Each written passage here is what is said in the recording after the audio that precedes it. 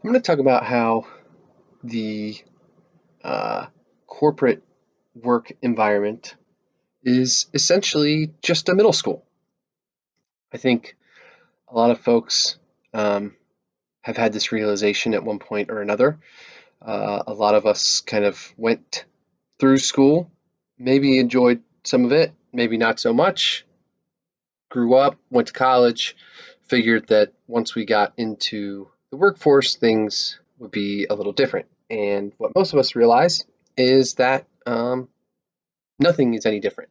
That the things that kind of dominate, the things that frustrate, the things that determine success in um, the work, uh, in our work lives, basically are just middle school all over again. So I remember kind of having this realization a long time ago and telling a coworker that work just feels like middle school. And then I discovered this song by Judah and the Lion called Reputation. And there's a line in that song where he says, "It's funny how life still feels like a middle school dance." And I remember going back to that coworker and showing them that song and being like, "See, I'm not the only one who thinks this way." So I do think it's probably fairly common. I'm not saying anything crazy here, but I just want to talk a little bit about why that is. As a person who taught middle school for a couple of years to start my kind of work journey, I don't like using the term career because I think it's mostly BS and something that people say to feel good or feel like there's some meaning behind their um, pursuits in life. Um, I don't I don't think that my experience across different jobs constitutes much of a career. They're just jobs to pay the bills and feed my family, which I'm fine with. Um, but that's just the reality. So anyway, um, I spent time teaching middle school, and then I've been in kind of the business world for over a decade now. So I think there's a lot of crossover, and I'll just talk about some of the examples that I see. I think the obvious one is that it's still a popularity contest. I think a lot of people maybe hoped that, all the stuff we were told as kids, that if we work hard and just kind of keep our head down and do the right things, that eventually that would pay off. And that isn't necessarily always the case. It's still, promotions and um, job opportunities still have a lot more to do with who people think is the most fun, or who they would want to invite to their birthday party, or who they want to sit with at the lunch table, um, and not as much to do with who is objectively better at a particular role.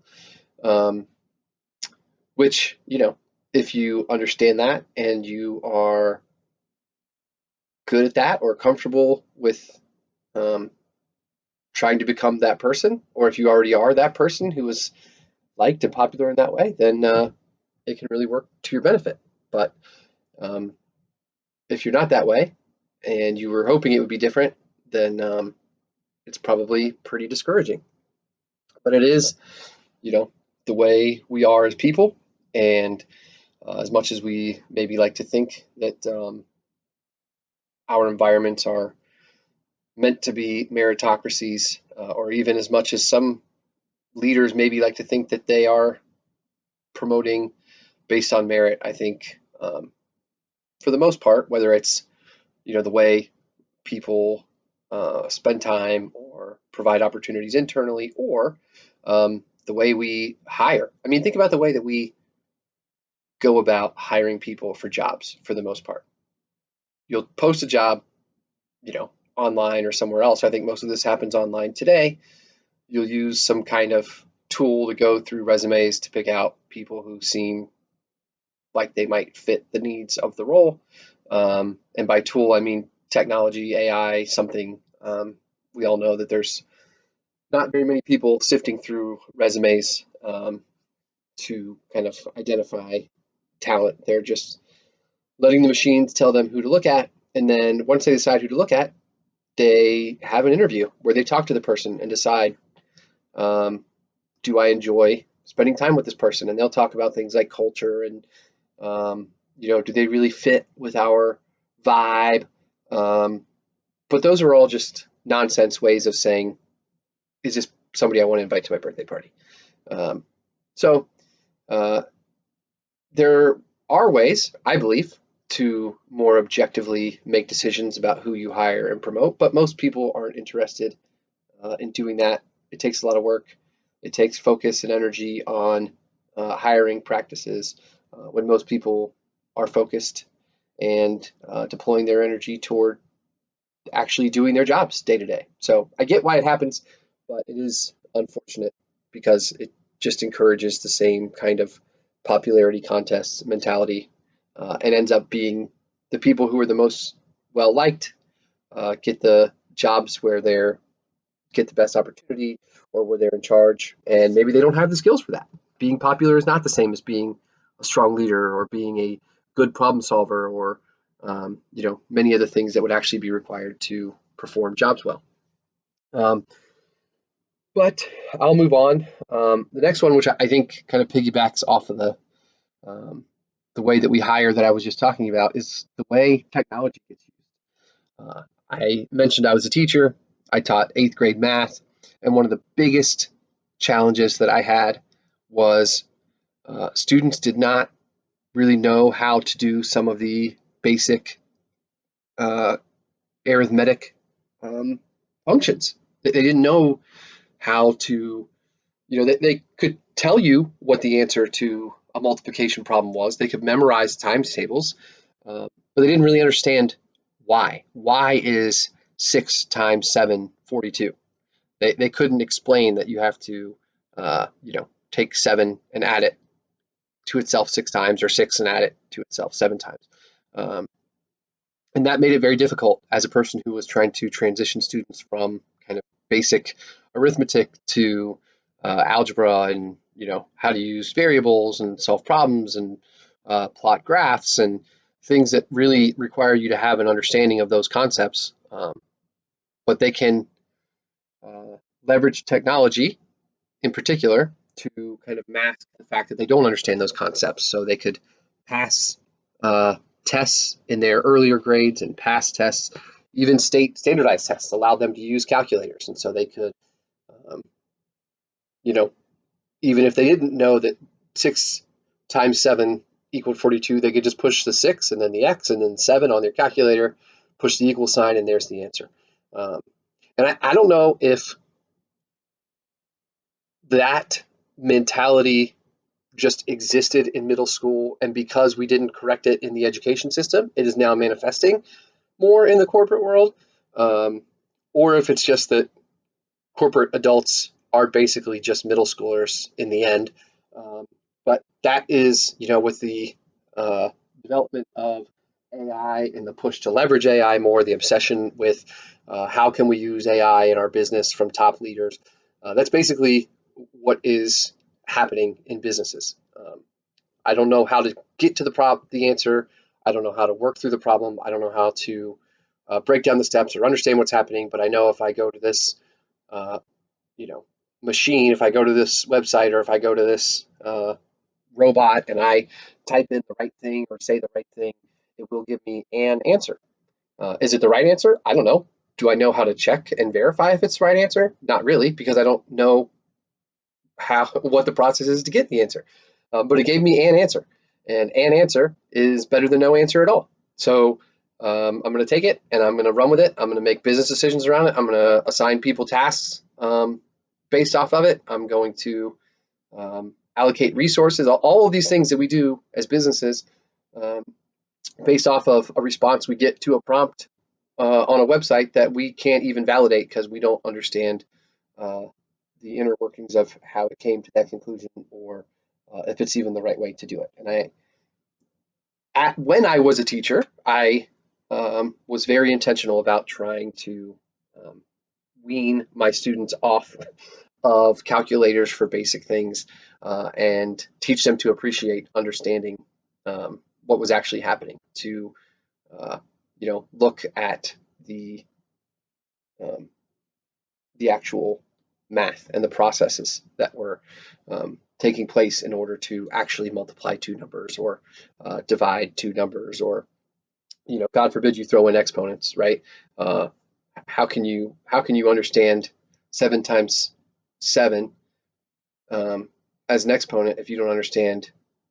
How can you understand that the exponent 7 to the 2 means 7 times 7 when you don't understand that 7 times 7 means 7 plus 7 plus 7? So, as you kind of layer more complexity onto things, um, it really makes it difficult if you don't understand the basis. And if you just think you can bypass it by, um, you know, pushing buttons in a machine and having it output the correct answer, especially with these prompts where the correct answer, you may need to do a lot of digging and a lot of negotiating and a lot of asking for more detail, because the prompts are built to be efficient and they're not built to be, or the AIs um, are meant to be efficient and not meant to be, um, deep thinkers. They're not meant to dig until they get a reasonable answer. They're meant to get the first uh, reasonable-ish answer.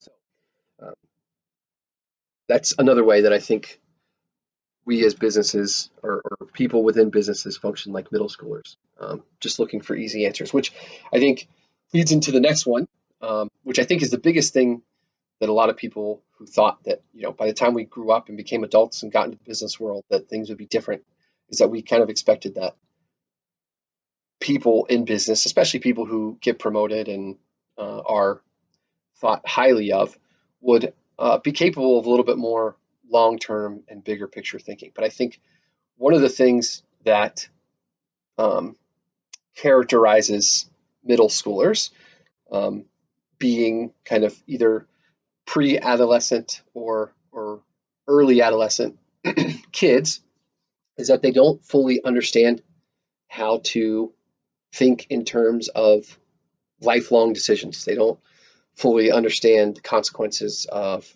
the decisions that they make, and that's where, it's right around the age where kids will start to experiment with things, you know, sexually, drugs, risk-taking behavior. Um, they start to build competence. They're starting to develop physically. They have more strength. Um, they have more curiosity, but they also have a significant lack of appreciation for the future and consequences, and that's a risk with kids that age. And there's a higher propensity for risk-taking behavior, obviously, for that reason. And when you look at the corporate world, it's astonishing how um, just either incapable or unwilling some businesses are at thinking about the future. Everything is, what are my numbers this month? What are my numbers this quarter? And I understand some of that has to do with, um, publicly traded companies have to worry about stocks and they have to report to shareholders, and I understand that those things are meaningful. And one one week, look at what recently happened with Cracker Barrel. You can roll out a new logo, everybody can backlash, your stock can drop in 1 week, and you have to change everything because um, the immediate reaction was bad. A lot of times, those storms could probably be weathered if you think it's best for the long term, um, uh, future vision of the company. Then sometimes you wait that out. Um, but when you're only thinking about kind of the day to day, it's really hard to make decisions about the big picture or what's the future, or to wait things out, or to stand by decisions that you've made.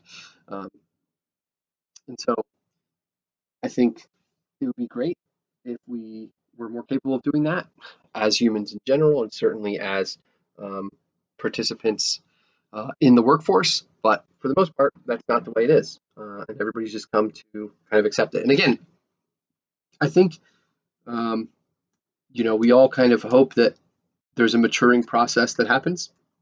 And in some cases, maybe that just didn't happen, or maybe it was just wishful thinking, or maybe, the um, those of us who actually were pushed by our parents and our communities to grow up and take responsibility and think about the future and um, be uh, be more independent minded and wanting to solve problems for ourselves. Maybe that just was less common than I realized, and that um, as these things were manifesting themselves in middle school, they were just um, kind of scratching the surface, just the beginning of what the rest of life would be. Because for many folks, that transition from childhood to adolescence that happened in middle school um, kind of set the tone for the rest of their lives. I think that's true for a lot of us. And um, once people kind of realize that they could, you know, color outside the lines a little bit or cut corners, or um, you know, that being liked brought them more um, success or fulfillment than good grades or some other measure of competence. Why wouldn't they uh, value that more highly or pursue that above everything else? And once you have people who know how to be persuasive and influential um, and get what they want, if what they want is you know high high titles and um, be at the top of the hierarchy in the business world, and to you know sell a lot of things and make a lot of money, well, they're going to be the people who know how to do it. So in some ways, it's understandable as well.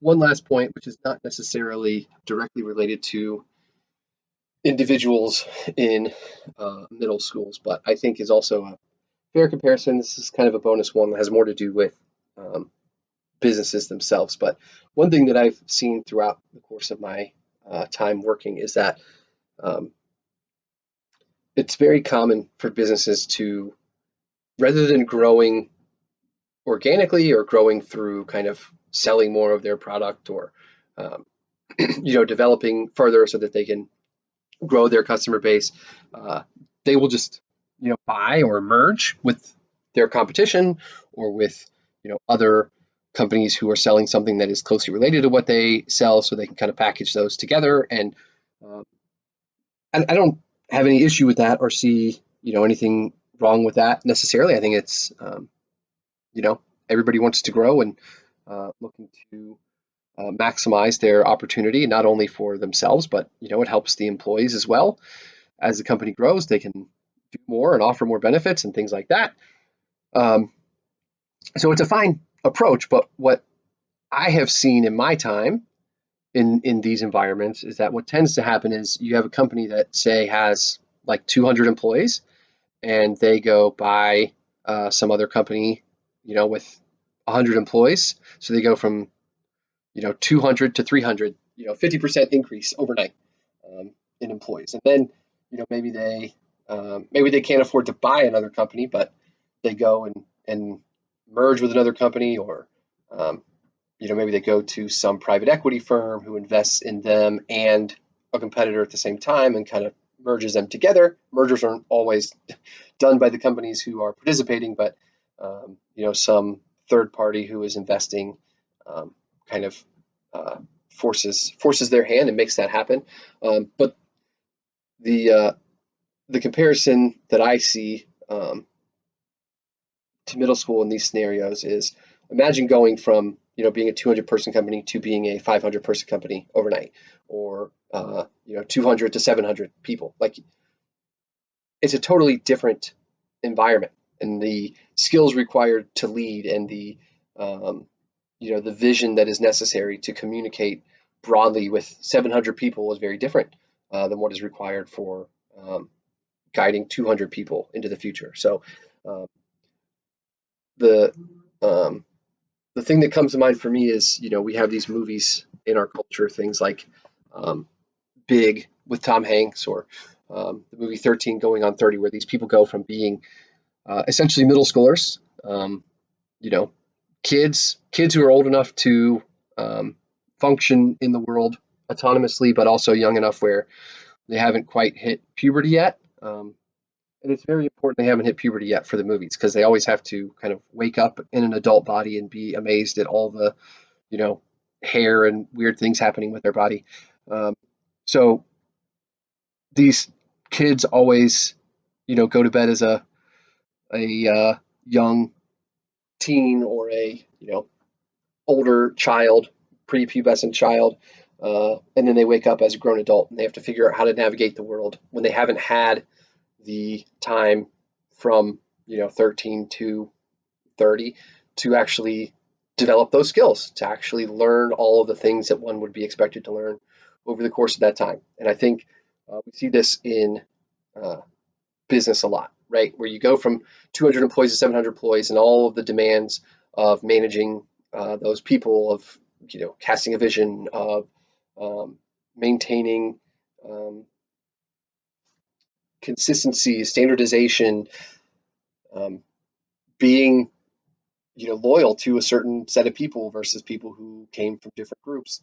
All of those things require new challenges and new approaches. And if you didn't spend the time kind of growing through, from 200 to 300 to 400, um, as you got bigger, you didn't really have the opportunity to learn those things. You didn't really organizationally understand how you needed to develop and grow and what kind of structures made sense. And you see a lot of companies kind of add departments and shut down departments and mass layoffs, and they don't know how to use people. And some of that is you have overlapping roles. How many accountants do you really need? If you have, you know, yeah, the company's a lot bigger, but you know, you still only need so many people to do certain functions. And if you have each company had their own team doing it now, one company with one team doesn't need as many people. So some of that is justified, but then there's other things where it's like, well, we never had a team to do this before because we never needed it. We never had a full-blown IT team. We never had we just kind of outsourced that before, but now we need to have more security and more, pay more attention to, the devices that people are using and how they're interconnected and our network. And, that's just one example. You talk about how you're going to sell and how you're going to market and how you're going to, develop people, how you're going to hire and promote and all those functions. It just, um, they aren't the same for a big company as they are for a smaller company. And if you went from a smaller company to a bigger company overnight, you have a lot to learn.